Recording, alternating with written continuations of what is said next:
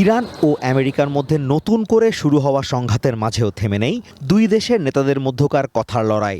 সর্বশক্তি দিয়ে হামলা পাল্টা হামলার পাশাপাশি কথার তীরে এক পক্ষ আরেক পক্ষকে ধরাশয়ী করার চেষ্টা অব্যাহত রেখেছে। বৃহস্পতিবার রাতে ইরানে ভয়াবহ হামলা চালানোর হুমকি দিয়েছেন আমেরিকার প্রেসিডেন্ট ডোনাল্ড ট্রাম্প। এদিন সামাজিক মাধ্যম ট্রুথ সোশ্যালে ট্রাম্প আরও লেখেন, ভেনেজুয়েলার মতো নিকট ভবিষ্যতে ইরানের খার্ক দ্বীপ এবং অন্যান্য জ্বালানি অবকাঠামো দখল করে দেশটির সামগ্রিক তেল ও গ্যাসের নিয়ন্ত্রণ নেবে আমেরিকা। তিনি দাবি করেন, ভেনেজুয়েলার জ্বালানি সম্পদের নিয়ন্ত্রণ নেয়ায় আমেরিকা এবং ভেনেজুয়েলা উভয়ই লাভবান হয়েছে।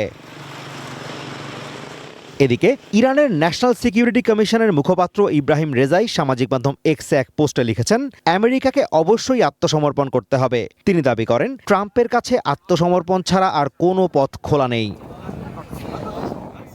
তবে এত কিছুর মাঝেও কূটনৈতিক সমাধানের চেষ্টা আরও জোরদার হয়েছে বলে দাবি রয়টার্সের। একাধিক সূত্রের বরাত দিয়ে তারা বলছে, ইরানের জব্দ করা অর্থ কিভাবে হস্তান্তর করা হবে তাই নিয়ে চলছে শেষ মুহূর্তের আলোচনা।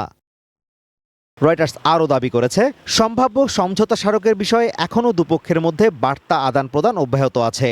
পাশাপাশি ইরানের 3 কর্মকর্তার বরাত দিয়ে জানানো হয়েছে, দুপক্ষ রাজনৈতিক মতৈক্যে পৌঁছেছে। তবে ইরানের বিলিয়ন বিলিয়ন ডলার ঠিক কিভাবে ছাড় করা হবে সেই বিষয়ে বিস্তারিত আলোচনা হওয়া এখনও বাকি আছে। ইরানের ওই কর্মকর্তারা বলছেন, তেহরান 6 থেকে 12 বিলিয়ন ডলার একবারে চাইলেও আমেরিকা নগদ অর্থ না দিয়ে ধাপে ধাপে সাধারণ মানুষের জন্য জরুরি পণ্য সরবরাহের মাধ্যমে সেই অর্থ ফেরত দিতে চায়।